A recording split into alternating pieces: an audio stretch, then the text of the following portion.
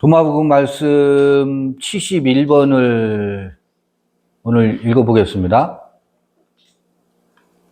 예수가 말했다. 나는 이 집을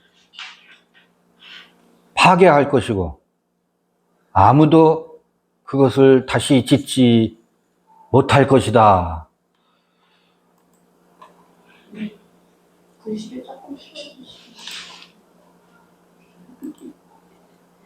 너무 크죠? 내가 이 집을 헐겠거니와 누구도 그것을 다시 지을 수 없느니라 그래요. 이게 도마복음 말씀 71번인데 요게 관련 그 복음서에 이런 게 있어요. 마가복음 14장 58절에 보면 우리가 그의 말을 들으니 손으로 지은 이 성전을 내가 헐고 손으로 짓지 아니한 다른 성전을 사흘에 지으리라 하더라. 요한복음에도 이 성전을 헐라. 내가 3일 만에 다시 짓는다. 그런 말씀이 있죠. 그게 이제 도마복음 말씀 71번과 복음서에 나오는 이 예루살렘 성전 이야기. 그 예루살렘 성전은 솔로몬 때 지어졌다, 헐렸다, 또 다시 짓고, 또 헐렸다, 또 다시 짓고 하는 것을 반복하는데, 예루살렘 돌로 지은 성전, 오늘 뉴스 보니까 뭐 중동에 난리가 또 났죠. 팔레스틴 하마스에서 이스라엘을 또 공격했더라고요. 또 보복 공격할 테고 성전을 중심으로 한 그 전쟁이 끊어지지 않고 있는데 여기도 이 성전 얘기가, 성전을 헐고 다시 짓는 얘기가 나오죠. 성전, 예루살렘 성전, 돌로 지은 집. 이게 도대체 뭘까? 뭐길래 이걸 중심으로 해서 사람들은 저 난리를 피울까? 우리는 어떤 집을 짓고 있고, 지금. 그리고 그 집은 어떻게 이 손으로 지은 집과 손으로 짓지 아니한 집, 우리가 이미 알고 있기로는 뭐 예루살렘 성전, 이 성전을 헐라 그러잖아요. 그런 것들을 지식으로만 알고 있다고. 그거는 율법으로 지은 집을, 예루살렘 성전을 예수께서 헐고 그건 또 내 육체라고 하고 3일 만에 다시 지으라고 하는구나. 그거 우리 교회 다니면서 얼마나 많이 듣고 했기 때문에 모르는 사람이 어디 있겠어요. 그 지식으로 와 있다고. 내게 무너져야 될 성전이 무엇인지가, 그게 구체적으로 실제가 뭔지를 전혀 몰라요. 그건 율법의 세계가 무너져야 돼. 돌로 지은 집이 무너져야 돼. 그리고 사흘 만에 다시 세워진다. 이거 뭐지?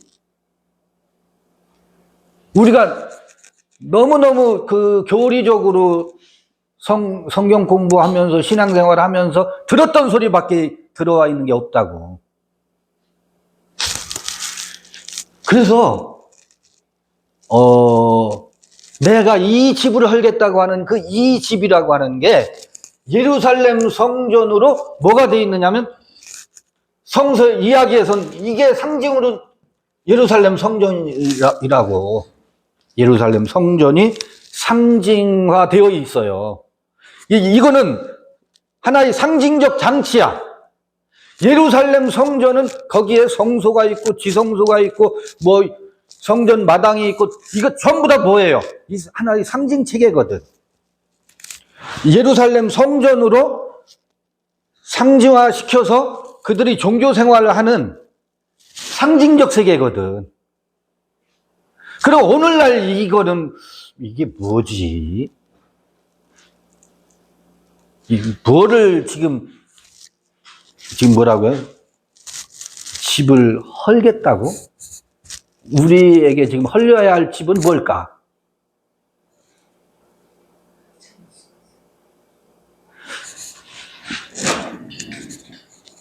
여러분요,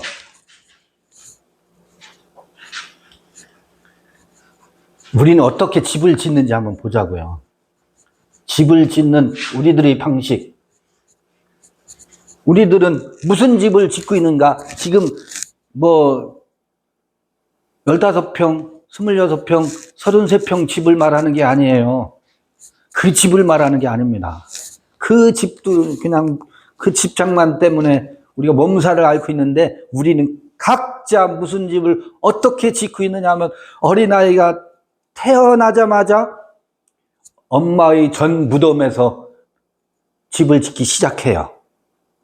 엄마의 전 무덤에서 엄마의 젖을 먹으면 포만감이 찾아오고, 젖을 먹지 못하면 어때요?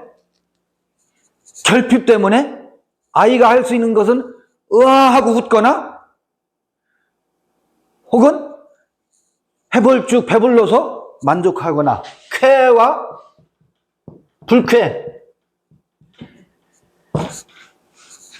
배변을 했어. 근데 엄마가 기저귀를 안 갈아줘. 배변의 쾌와 함께 기저귀를 안 갈아주면 어때요? 불쾌하죠? 그래서 그때는 어떻게 해요? 으아 하고 울어요. 배고프면 뭐 어떻게 해요? 으아 하고 울어요. 배부르면 어떻게 해요? 새근새근 잠 잘 자요. 만족해요. 쾌와 불쾌와 이 본능의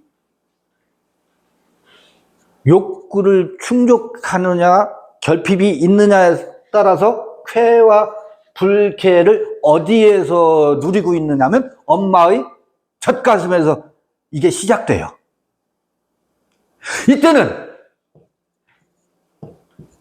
그의 욕구 혹은 그의 니드, 그의 필요, 이게 충족되느냐 안 충족되느냐만 있어요.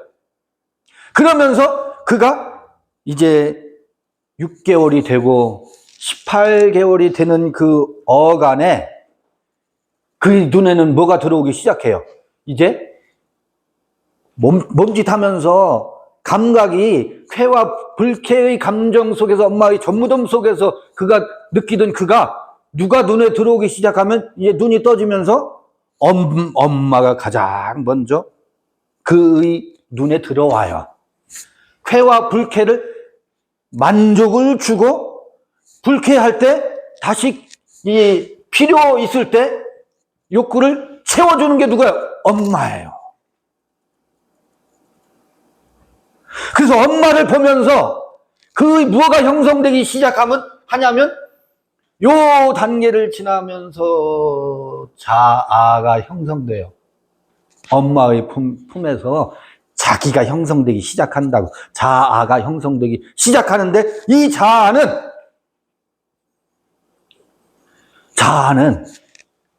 엄마의 표정을 보면서, 엄마의 미소를 보면서, 엄마의 흡족해하는 얼굴을 보면서, 만족스러운 얼굴을 보면서 자기 모습을 그려가기 시작해요. 엄마는 뭐냐면 나를 비춰주는 거울이에요. 최초의 거울이에요. 저 물리적 거울을 보면서 아기가 거울 앞에 가면 거울 속에 누가 있어요? 그게 나라는 걸 모르지, 처음에는. 저게 누구지? 내가 이렇게 하면 저쪽에서 이렇게 하네? 거울에 비친 자기 모습을 보면서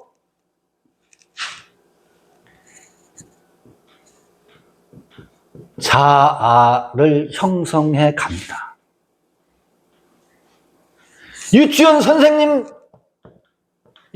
선생님의 친절과 다정다감함, 아이를 향해서 베푸는 그 무조건적인 사랑을 보면서 나는 이 다음에 뭐가 될래? 유치원 선생님이 될래. 유치원 선생님이 뭐예요? 내가 비춰진 유치원 선생님이 나의 거울이다, 거울. 그래서 거기서 나는 이런 사람이 될 거야 라고 하는 거울에 비친 모습을 통해서 자기 세계를 상상한다고.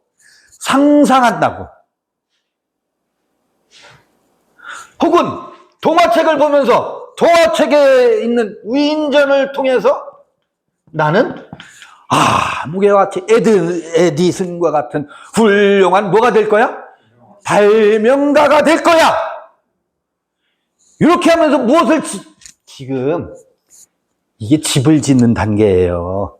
집을 짓는다고. 이렇게 집을 짓는 요 거울을 보고서 집을 짓는 것을 뭐라고 하느냐면 이렇게 해서 자기 그림이 어떻게 지금 그려지고 있다고. 나는 에디슨과 같은 훌륭한 발명가가 될 거야. 발명가를 상상하면서 그 발명가가 뭔지도 모르고 그 동화 속에 있는 그림을 통해서 자기 자아를 뭐하여? 상상하지. 그렇게 상상하고 있는 그 어머니, 거울에 비친 나, 거울 속에 비친 나, 위인전 에디슨 이야기 속에 비친 나를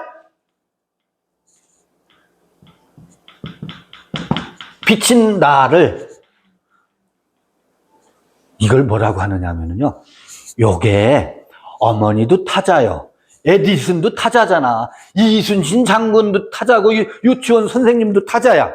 그리고 의로운 소방, 여러분 유치원 때 나는 의로운 소방대원이 될 거야 하고 의로운 소방대원에다가 자기를 뭐예요? 거울에 비친 내 모습을 상상하고 의로운 소방관이 된대. 너 이 다음에 뭐가 될래? 나는 의로운 소방관이 될래요. 이게 뭐예요? 이렇게 형성된 거를 뭐라고 하느냐면 거울 속에 비춰진 상상을 통한 허구적 자아라고 한다고. 허구적인 자아. 꿈꾸고 있는 거예요. 꿈꾸고 있는 자아라고. 근데 이 자아는 무엇을 통해서 형성되느냐면 전부 다 이게 뭐예요? 타자거든. 타자의 거울에 비춰있는 그 모습을 통해서 자기를 그린다고 해서 이런 타자를 이게 정신 분석하게 해서 얘기하는 걸 제가 비로 와서 설명하는 거예요. 이런 타자를 이걸 소타자라고 해요. 소타자.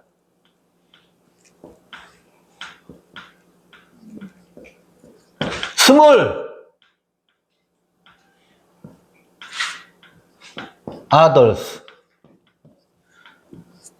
작은 타자라고 한다고. 이건 뭐예요? 이건 소위 말하면 상상계에서 형성한 자아상이라고. 상상 속에서 그리고 있는 자기 기만의 자아상이라고. 자기를 기만하고 있는 줄 모르지. 근데 나 아닌 나를 그려놓고 그렇게 우리의 의식세계는 처음에 그렇게 형성되고 있어요. 이 집을 헐라 그러잖아. 지금 이 집이 무슨 집인지를 오늘의 언어로 제가 설명하려고 이걸 끌어들이고 있는 거예요. 우리는 어떤 집을 짓고 있어요? 처음에? 이런 상상계라고 해. 상상계에서 그리고 있는 요걸 프로이드는 요거를 에고라고 해요. 자아라고 해요. 이걸 자아라고. 이렇게 해서 형성된 에고를 에고라고 해. 근데 맨 처음에 쾌와 불쾌를 느끼는 이 존재를 이드라고 하지, 거기서는. 원초적인 자아라고 하지. 원초적인 자아. 이렇게 해서 형성된 요게 작은 타자, 스몰 타자라고. 봐요. 에디슨이 어디에 들어와 있어요? 나의 마음속에 내면화되고 있잖아요. 나는 무엇가 될래? 에디슨과 같은 훌륭한 발명가가 될래? 이걸 상상하면서 그 허구의 세계를, 그 에디슨을 내 안에 나로 뭐예요? 만들고 있죠. 자기 집을 지어가고 있다고. 그런데 요거는 거울에 비친 모습을 통해서 상상계의 상상 속에서 내가 지어가는 집인데, 오호, 엄마의 전무덤에만 내가 있는 게 아니라 갑자기 엄마와 나 사이에 누가 끼어드는지 아세요? 에디슨과 나 사이에, 유치원 선생님과 나 사이에, 엄마와 나 사이에 끼어드는 존재가 있어요. 누가 끼어들겠어요? 아빠가 끼어든다고. 아빠가 끼어들면서 아버지가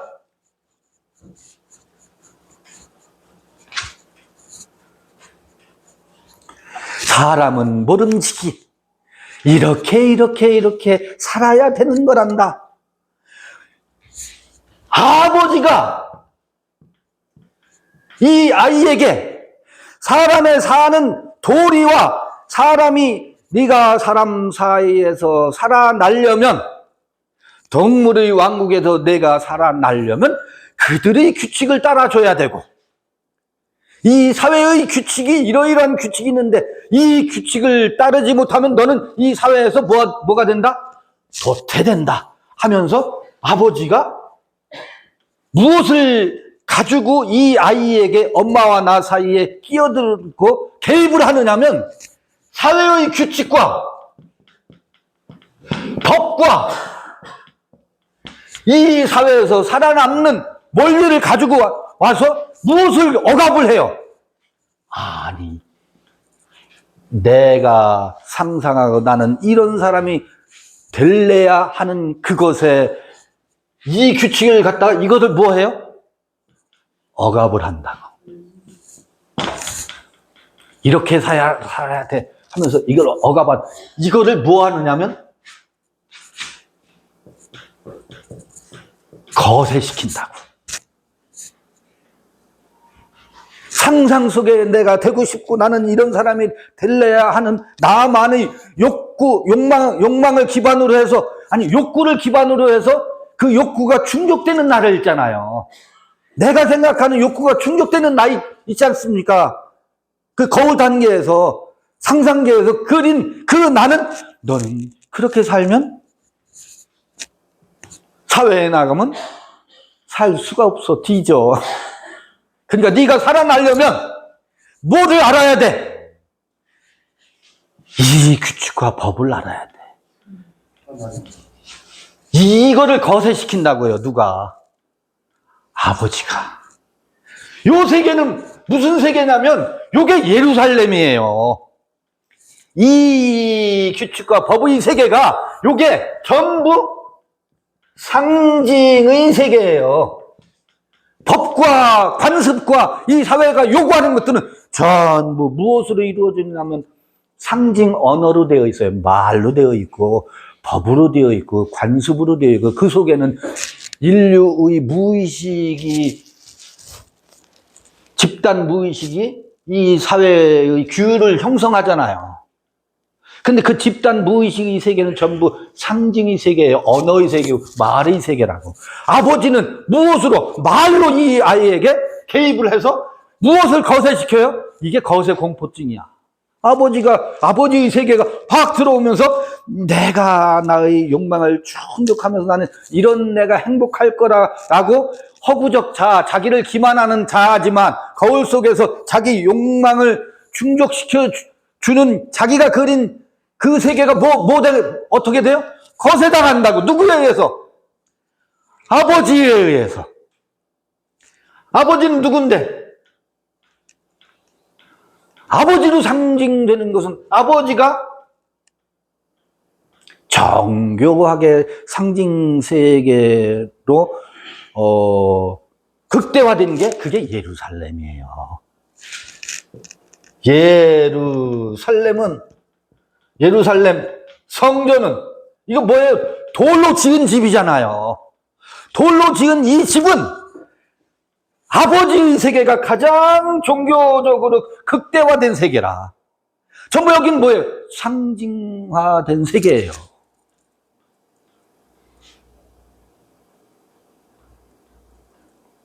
여기는 언어의 세계예요. 언어의 세계예요.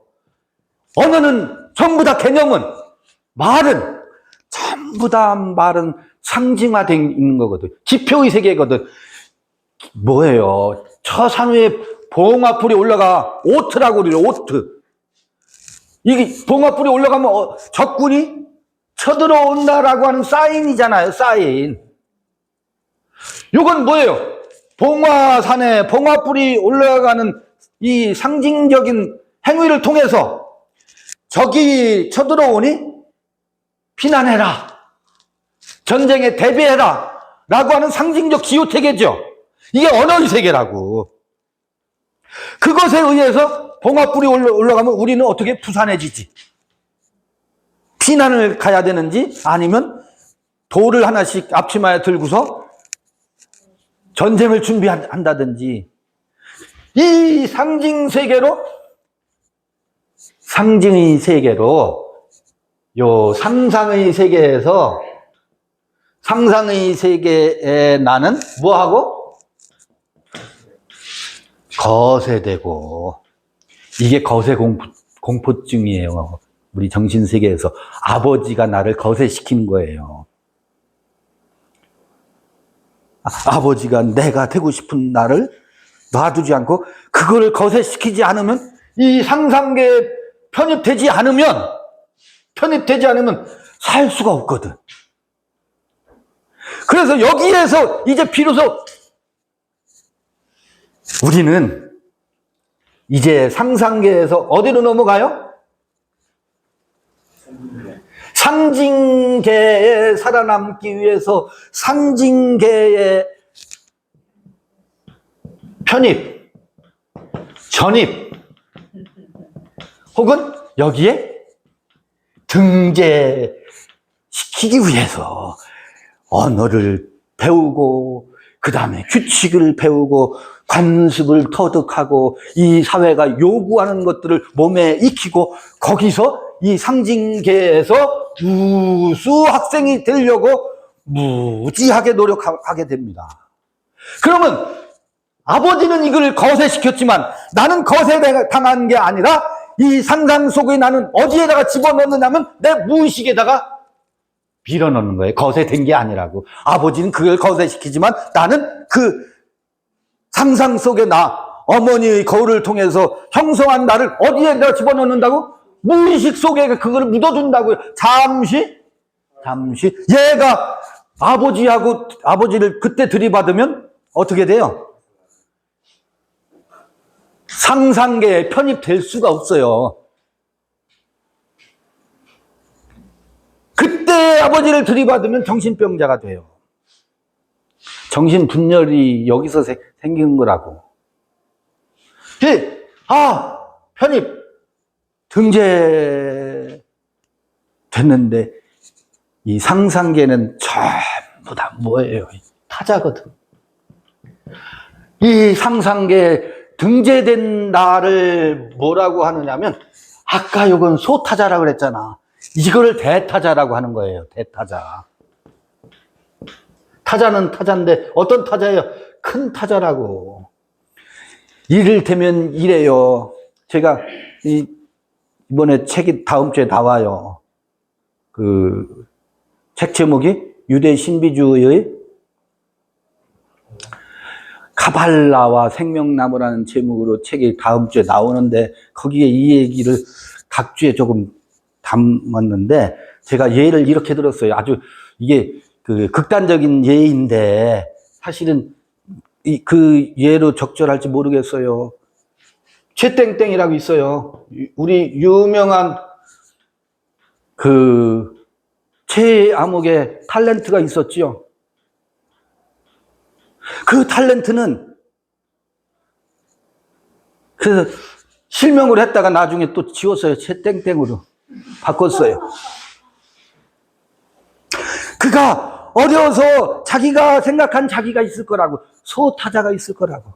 근데 어느덧 인기 드라마에 출연하고 대중들이 아무개 최아무개 하면서 그 인기에 의해서 형성된 최아무개가 있다고, 최땡땡이 있다고. 어느 날 보니까 나도 모르는 사이에 아주 대중들의 인기를 한 몸에 받는, 움직이는 게 돈이야.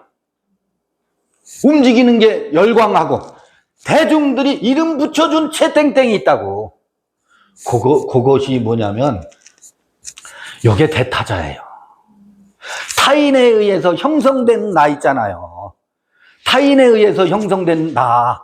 비로소 아무게 뭐예요. 요새는 길 다니면 저를 찾는 사람 뒤에서 사장님 하고 불러. 사장님이라는 말이 요새는 사람을 그냥 무조건 부르는 호칭이 되어, 사장님이라는 상징어가 담고 있는 이미지가 있죠. 너도 나도 다 부를 때 애매하면 사장님하고 불러버려요. 그리고 식당에서 이모하고 불러. 이모라는 이름으로 상징화시켜서 그의 어떤, 여러분, 제가 사장님이에요? 제가 이모가 나예요? 저 사람이 나를 사장님이라고 불러준 게 나예요? 요새는 사장님으로 않고 대표님하고 대표님으로 상징화시켜서 타인이 나를 불러. 그러면 나는 어떻게 해야 돼요? 대표님의 뭐에 맞게? 그 상징 체계와 맞게 내가 움직여야지. 대표님이 그래서 되겠어요? 대표님은 뭘 움직이? 대표님 다 와야지. 타인에 의해서 형성된 나, 타인에 의해서 형성된 그 인기에 의해서 형성된 최땡땡, 이게 그냐고. 그런데 사람들은 이제 어느덧 자기가 상상하던 나에서 어디로 형성된, 타인에 의해서, 타인의 아까 아버지로 상징된 상징 세계가 있잖아요. 상상계가 아니고 상징된 상징의 세계가 있잖아요. 그 아버지의 세계가 요구하는 나로 그 법이 요구하고, 요거를 거기서 형성된 나를 슈퍼에고라고 해요, 프로이드는. 근데 그 후에, 프로이드 후에 그 정신분석학 이쪽의 사람들은 그것을 발전시켜가지고 상징계의 나라고 한다고. 그거를 뭐라고 하냐면, 거기서 형성된 나는, 대중들에 의해서 형성된 채땡땡은 대중들 앞에서 어떻게 해야 돼요? 옛날에는요, 인기 여배우들이 결혼하면 어떻게 됐었어요? 인기가 확 떨어졌어요. 그럼 결혼하기 전에 그 인기에 의해서 형성된 그 배우 채땡땡과 결혼하고 난 후에 채땡땡, 거기서 갑자기 인기가 확 내려가는 채땡땡, 이게 전부 무엇에 의해서 형성된 나예요? 타인에 의해서 형성된 나. 그래서 어떤 이들은요, 결혼하고 나서도 결혼했다라고 하는 것을 속이고 발표하지 않고 그 인기가 거품처럼 와르르 무너질 게 두려워가지고 결혼했다는 사실을 감추고서 연예인 활동을 하는 경우도 수두룩 많았었잖아요. 요즘은 안 그렇지만 예전엔 그랬었다고. 그게 무엇 때문에 그래요? 타인의 시선을 의식해서. 그러면 이 대중들에 의해서 형성된 이미지화된 채땡땡이 그예요? 이렇게 형성된 이 안에 이것을, 그런데 자기인 줄 착각한다고, 재산 많은 내가 나인 줄 착각한다고 사람들이, 그리고 내가 학위가 몇 개 있는 내가 나인 줄 착각한다고, 그 스펙을 잔뜩 쌓아놓은 내가 나인 줄 내면화시킨다고. 요게 자기 기만이라고. 요건 뭐예요? 그것도 다 타자인데, 그 경우는 빅타자라고 한다고. 빅타자, 빅 아더스. 이거 학문적인 용어예요. 대타자라고 한다고요. 이건 학술적인 용어라고요, 정신분석학에서. 이게 어디가 이렇게 형성된 허우의 채땡땡, 허우의 나를 자기 안에 내면화시키고 이게 나다, 돈 많은 내가 나다. 목에, 어깨에 뽕이 들어가고 목에 기부스가 들어가요. 그거를 무엇으로, 그렇게 형성된 나를 무엇으로 삼고 있기 때문에? 자로 삼고 있기 때문에. 슈퍼에고를 에고로 삼고 있는다고. 슈퍼에고가 빅타자예요. 대타자라고. 이 슈퍼에고는 이 빅타자와 연관이 있어요. 근데 사람들은 이게 보편적인 이 사회가 요구하는 것에 비춘다고 해서 이걸 양심과 법에 어긋나지 않도록 양심의, 그 슈퍼에고를 양심이다, 도덕이다, 관습이다, 그거에 맞춘 나를 슈퍼에고라고 하고 있는데, 아니에요. 그렇게 볼 소지가 많지. 사람이 양심이 있어야지 말이야. 네가 독불장군 그래서 되겠어? 하고서 사회의 무엇을 요구를 누구한테? 요 상상의 나에 빠져 있는 상상, 이것도 허구적인 나거든. 이것도 소타자도 자기 기만이라고, 대타자는 더더욱 자기 기만이라고. 그런데 우리 인간이, 우리가 집을 짓는데 어떤 집을 져요? 상상계에서의 나를 짓거나 아니면 상징계에서의 나를 집지어 가고 있다고, 인생이. 우리 안에 지은 집이 이거 두 개 말고 뭐가 있어요? 사람들 사는데. 근데 어느 때 이 대중들이 부여한 나에 충실하다가 보니까 내가 공황장애에 빠지는 거야. 이게 내가 아닌데. 왜 내가 저들의 열광과 저들의 환호에 내가 그거에서 춤춰야지? 나는 어디 있는 거야? 나는 내 삶을 살지 못하고 왜 저들이 열광과 저들이 그 인기에 영합해서 인기가 벌어다주는 돈에 내가 몰입해가지고 무엇을 잃고 살아요? 그럼 나는 어디 있지? 근데 이때 나는 어디 있지 하면서 어디에서 나를 찾느냐면, 이 상상 속에 나는 사실 옛날에 이렇게 살고 싶었는데, 이러고 싶었는데 하고 무의식 속에 거세시켜놓고 숨겨놨던 상상 속의 나를 끄지보다 나는 이렇게 살고 싶었는데 왜 어느덧 타인의 눈치를 보면서 대중들이 형성해 놓은 나를 나로 여기고 이것에 충실하려고 자기 기만을 하고 있나? 요 상상 속의 나와 소타자와 대타자가 뭐해요? 전쟁을 치르기 시작한다고요. 전쟁을 불사한다고. 그러면서 이건 좋은 조짐이에요. 사실은 좋은 조짐이라고. 그러면서 안에 뭐가 불안이 생기지. 내면의 불안이 끝이질 않지. 그리고 이 타자들은 아니, 엄마 아버지는 아무개야. 이 자기 자녀들에게 무엇을 요구하느냐? 너는 이 다음에 이런 훌륭한 사람이 되어라 라고 하면서 이 대타자의 세계에서 네가 어찌 이 애비는 이렇게 살지만 너는 이렇게 살지 말아라 하면서 그 아이에게 아버지의 욕망을 심어준다고요. 나는 그 아버지의 욕망을 만족시키기 위해서 책상 앞에 앉아서 열심히 공부해. 이게 내가 하고 싶은 공부가 아니야. 누구의 욕망을 충족시키기 위해서? 부모의 욕망. 아니, 그 사회가 사람 사는 법은 이러이러한 거다라고 끊임없이 말해주는 사회가 요구하는 인간상 있잖아요. 그것을 자기 안에 끌어다가 그것을 욕망하기 시작한다고. 그래서요, 우리는 자기 욕망이 아니에요.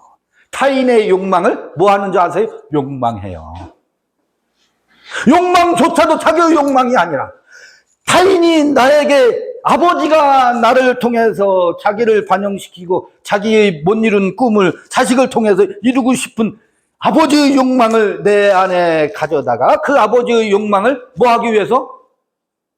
충족시켜드리기 위해서 아버지의 눈치, 이 사회의 눈치, 주변 사람의 눈치, 저 사람 끊임없이 타인과 비교하면 저 사람은 10억 부자인데 나는 어떻게 해요? 그 10억 부자보다 더 큰 부자가 돼야 돼. 그래서요, 욕망조차도 자기 욕망이 아니라 타인의 욕망을 욕망하고 산다고. 여러분, 이 말이 무슨 말인지 아시겠어요? 사람이 언제 환장하는지 아세요? 동창회 나가서. 동창회 나가면, 아니, 아무개 신랑은 5급 사무관에서 3급, 4급, 3급 서기관이 됐대. 근데, 우리 신랑은 뭐 하고 있어요? 데모도 하고 있어요, 데모도.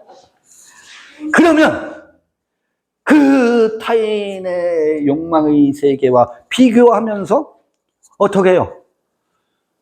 동창회 갔다 오면, 부부싸움이, 아내가 동창회만 갔다 오면 우울해지고, 타인의 욕망에 짓눌려서 자기 욕망의 세계가 굴복하거나 아니면 동창회만 갔다 오면 아주 기분이 좋은 사람이 있어. 거기 가서 기마이를 하고, 우리 남편 자랑 실컷 하고, 10,000원 주고 자랑 안 해요. 동창회비를 아주 든든히 쏘고서 자랑하지. 그럼 덜 밉지. 후원금 하고서 자랑하니까. 그런데 어떤 이들은 그 꼬라지를 보고 와서 꺾이는가 하면, 어떤 이는 자기 뭐 했으니까 나 잘났어 하고 자기 욕망을, 남편을 빌어서 자기 욕망의 세계를 확 풀어놓고 와서 기분 좋아하는 사람이 있는가 하면, 나머지는 다 뭐해요? 난 다시는 동창회 안 갈래. 이게 타인의 욕망에 의해서 욕망이 자극되고, 갔다 온다면 그 욕망, 그가 충족한 욕망보다 더 큰 욕망을 내 안에 쌓고 있다고. 이렇게 인생들은요, 집을 지어가요. 상징 세계에서 집을 지어가요. 그럴 때 봐보세요. 내가 원래 그렇게 욕심이 많았던 사람이에요? 동창회 갔다 와서 욕심이 어떻게 돼요? 욕심의 지수가 올라갔죠. 동창회 가서 무엇? 말을 들었을 뿐이야. 그러니까 내가 욕망하는 거예요. 말이 나를 욕망의 세계로 이끌어가는 거예요. 여러분, 내가 지금 막 더 큰 평수를 넓히기 위해서 부동산, 이 부동산도 가고 저 부동산도 가고 내가 막 하는 것 같죠? 내가 주체가 아니에요. 타자가 주체예요. 그 꼴보기 싫은 동창 아무 개년의 말이 나를 끌고 다닌다고. 여러분 아시겠어요? 네. 그러면 그때 무엇이 주체예요? 내가 주체가 아니라고. 꼴보기 싫은 아무개의 입에서 나온 말이 나를, 이게 고양이가 쥐를 가지고 놀듯이 말이 나를 끌고 간다. 그럼 주체가 누구예요? 밖에 있는 그 말이라고. 빅타자의 세계에 말이 우리를 끌고 간다고. 저도 지금 말로 여러분들을 지금 끌고 다니는 거죠. 말이 주어라고요. 말이 주어라고. 이게 구조적으로 그래요. 이건 유명한 얘기예요. 내가 하는 것 같죠? 아니에요. 내가 들은 말이 나를 끌고 다닌다고. 내 안에서 누가 춤을 춘다고? 타자가 춤을 춘다고. 그게 상징계의 세계에서 집을 지고 있는 인생들의 정신분열증적 요소예요. 그리고 우리 안에서는 뭐가?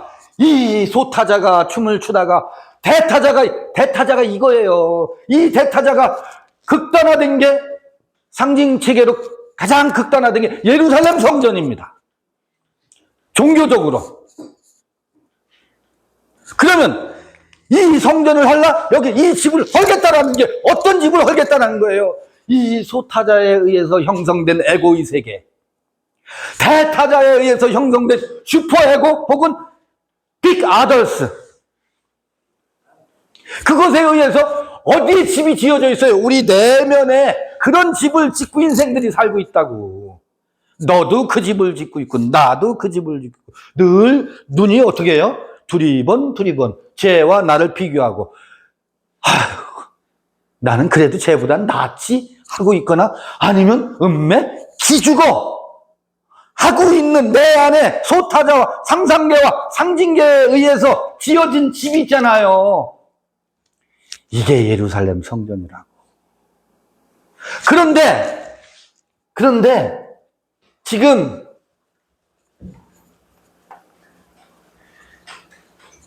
놀라운 얘기가 있어요.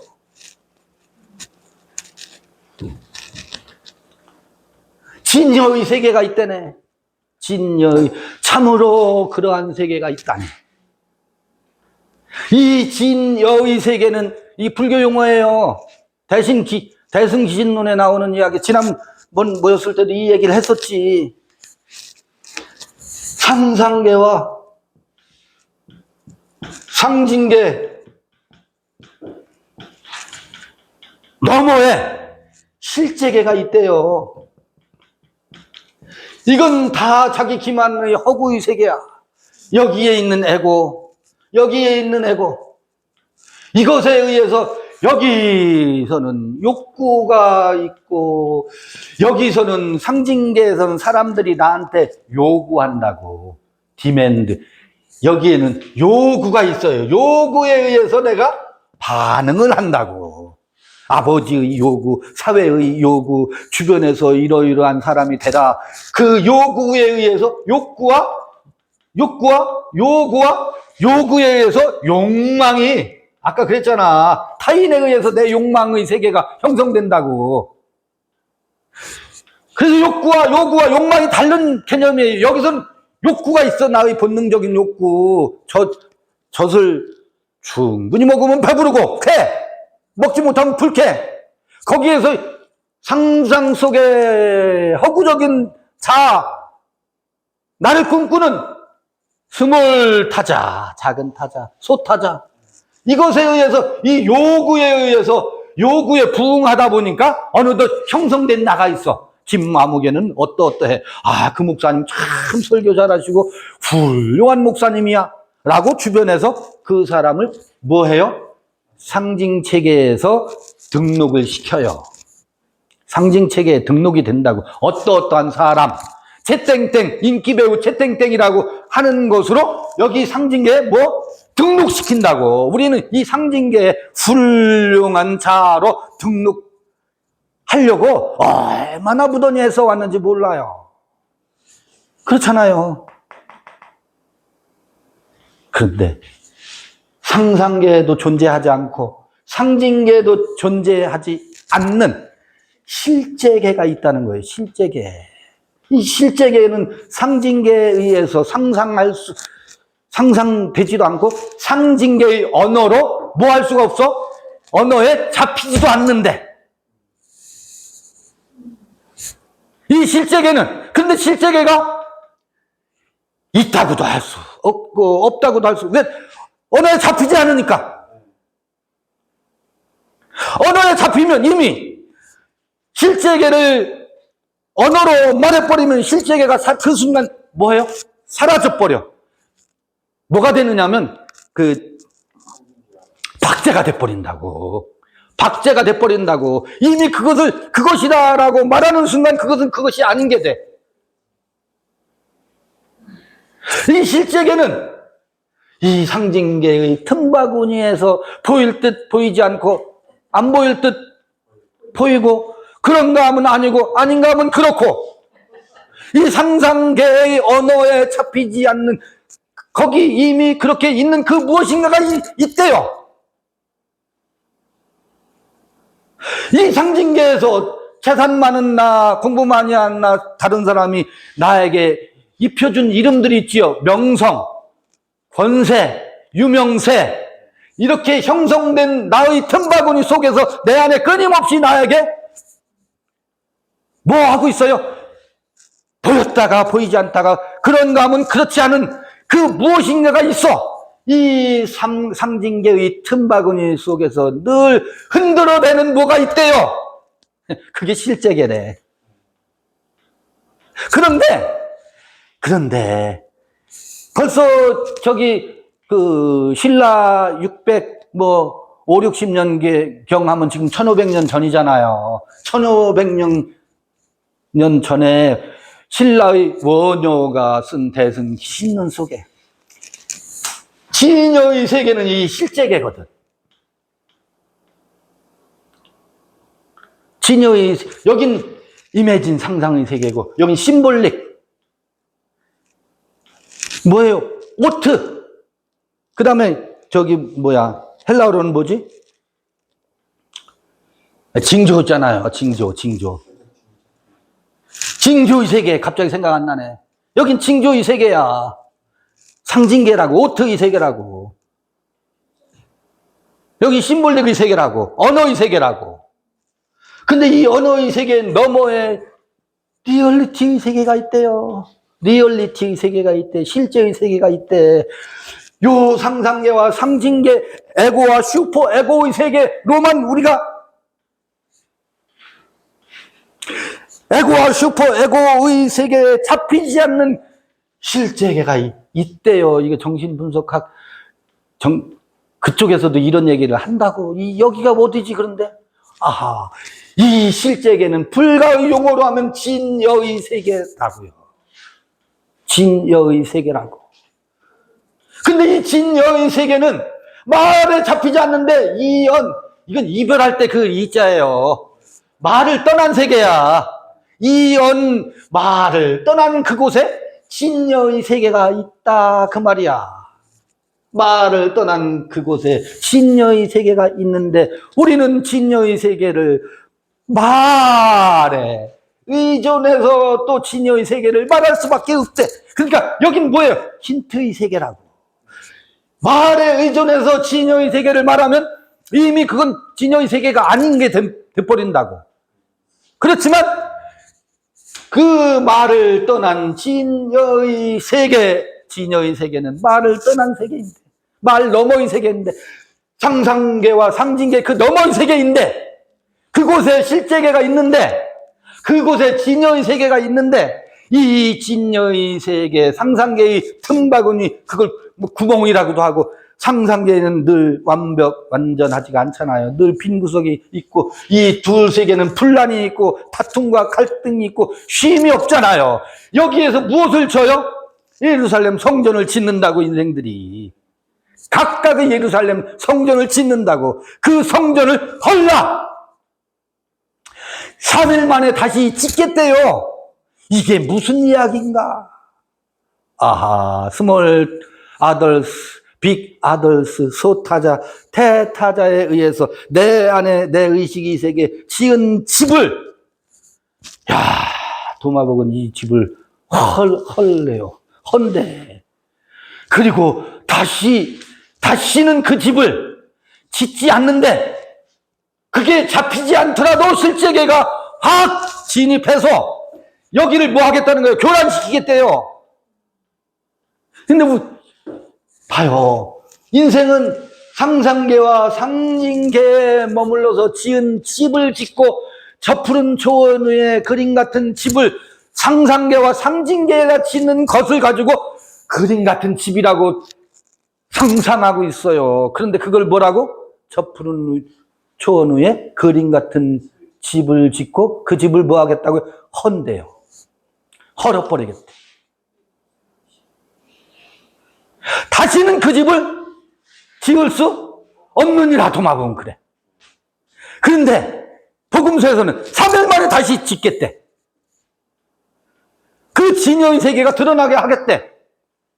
말로 하면 이미 마른 세계를 떠난 것이기 때문에 말에 잡히지 않는 실제계래. 그런데 여러분, 요거를 또 상징적인 말로 하는 게 있어.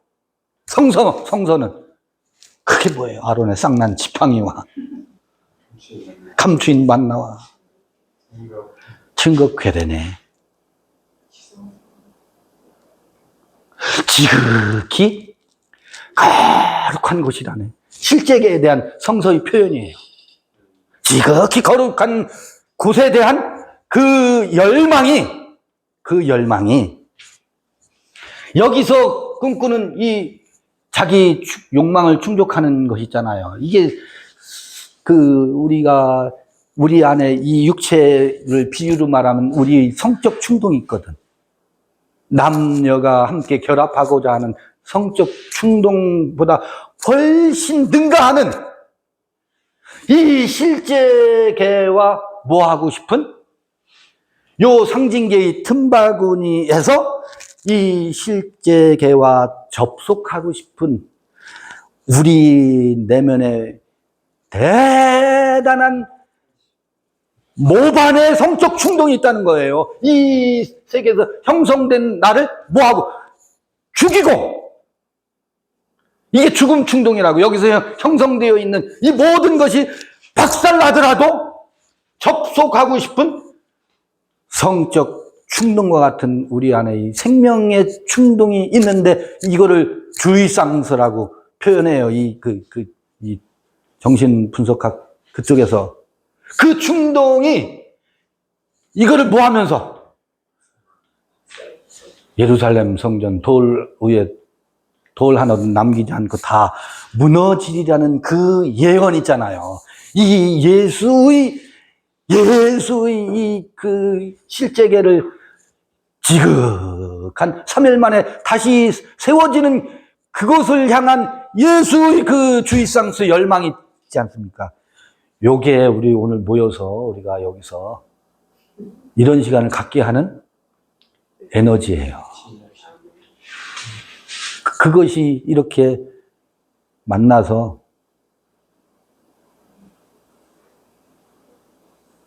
이런 말 저런 말 함께 말로 나누면서 우리가 무엇을 향하고 있지? 나의 참된 실제는 무엇이? 상징계의 내가 나인가? 상상계의 내가 나인가? 거기서 지은 집은 뭐 한다고요?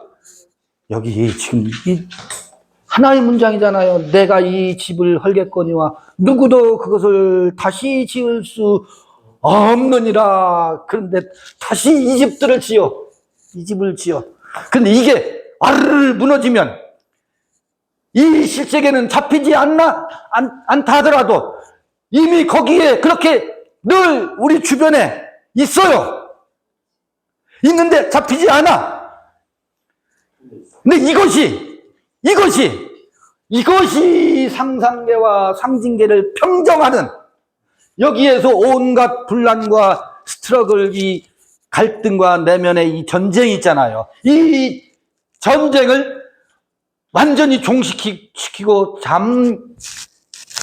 잠잠케 하는 에너지가 여기 실제계에서 흘러나온다고. 그렇죠? 맞아요? 그거를 완전히 무너뜨린다고. 이 집을 한다라는 집이 이 집이에요. 이 집이에요. 이게 율법으로 지은 집이다. 돌로 지은 성전이다. 그건 우리 교리적으로 들어 배운 거고. 도대체 우리는 어떻게 우리 인생들이 각자의 집을 지어가는가? 현대적인 언어로, 현대적인 제가 이쪽 전공자는 아니지만 어깨너머를 얼핏 들은 거를 빌어다가 쓰는 거예요. 현대적인 이 정신 분석학의 세계에서 말하는 것을 빌어다가 도대체 어떤 집을 하려고 하는가? 오늘의 언어로 설명해 보는 거예요. 맞나 모르겠어요. 이래요. 이 실제계 우리의 나는 내가 길이다, 내가 진리다, 내가 생명이다라고 하는 것이 실제계이지. 자꾸 이 실제계를 저 사무 물질 어떤 저기 소나무라고 해보자고. 저 앞에 있는 장미, 소나무와 장미, 사물 이걸 거기에 그렇게 있는 물 자체라고 하거든. 실제계는 거기 그 물 자체를 중요시하는 게 아니고 그 물 자체의 세계가 궁금해하죠. 다 궁금하죠. 장미는 뭐가 장미지? 장미마다 다 다른데 진짜 장미는 뭘까? 그런 건 호기심 그 세계가 있는데 그 진짜 장미의 세계가 실제계거든. 그런데 이 실제계를 진짜 장미의 세계가 참으로 있을까? 있으니까 이런 장미, 이런 장미, 이런 장미가 나타나지. 이렇게 가면 답이 안 나와요. 실제계를 우리가 논할 때 뭐예요? 실제계, 여기서 실제계는 그 실제계를 얘기하는 게 아니라고. 상상계도 내 내면에 형성된 나였었잖아요. 상징계도 내 내면에 형성된 나의 세계를 말하고 있는 거잖아. 인간의 내적인 세계. 그럼 실제계도 어디? 이 내 내면에서 형성된 본래의 나는 어떤 나가 실제의 나냐이지 장미의 실제의 세계를 말하는 게 아니라고.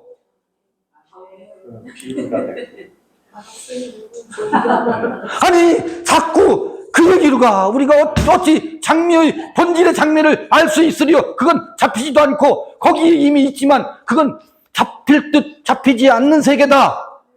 아, 왜 갑자기 상상계다 상징계다 할 때는 소타자다 대타자다 이런 얘기를 하다가 왜 실제계에서는 왜 사물이 딩한지로 가느냐고. 아니 이거 설명하는 사람들이 자꾸 그쪽으로 이 실제계는 내 안에 참된 나의 이 상상 속의 허구정 기만의 나와 이 타자 지배에 의해서 형성된 내가 아닌 본질의 나는 무엇이냐를 논할 때 실제계가 대두가 되는 거지. 당연히 그렇지 않겠어요. 실제의 나는 무엇이냐의 물음이지. 실제계 여기서 상상계 이 3계를 논할 때의 실제계는 저 장미의 딩한지를 논하는 게 아니라고. 이 나도 내가 아니고 이 나도 내가 아니고 실제의 나는 도대체 잡히지도 않고 말로 해도 말하면 이미 실제의 나가 아니고 말을 떠난 나니까 이 진여의 세계는 심진여를 말하는 거든 마음의 그 진여의 세계 생멸문이 있고 진여문이 있다 그랬잖아요. 여기는 이게 사실은 이 상상계와 상징계는 생멸문이에요. 생멸문.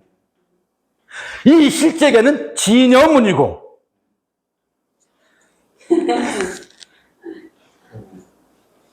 진여로 들어가는 문이 있대. 그러니까 이렇게 보면 현대 이 의학계나 정신분석학계나 또는 철학계에서 논의하는 것들이 이미 1500년, 2000년 전에도 이렇게 디테일하지 않더라도 이미 이런 형태로 논의되고 있더라고요. 해 아래 새 것이 없어요. 해 아래 새 것이 없어요. 자, 그러면 우리가 무엇에 지금 전부 다 물들여져 있고 점령되어 있어요? 타자에 의해서. 어떤 타자? 엄마와 아버지에 의해서 우리 안에 집이 지어져 있다고. 이것을 뭐 한다고? 헐어라. 헐어라. 다시 지을 수 있다. 아니, 다시 짓는 집은 상상계, 상징계에 의해서 누구도 그것을 다시 지을 수 없다. 헐어버린 집을. 그런데 지금 중동에서 또 전쟁이 일어나고 있죠. 무엇 때문에?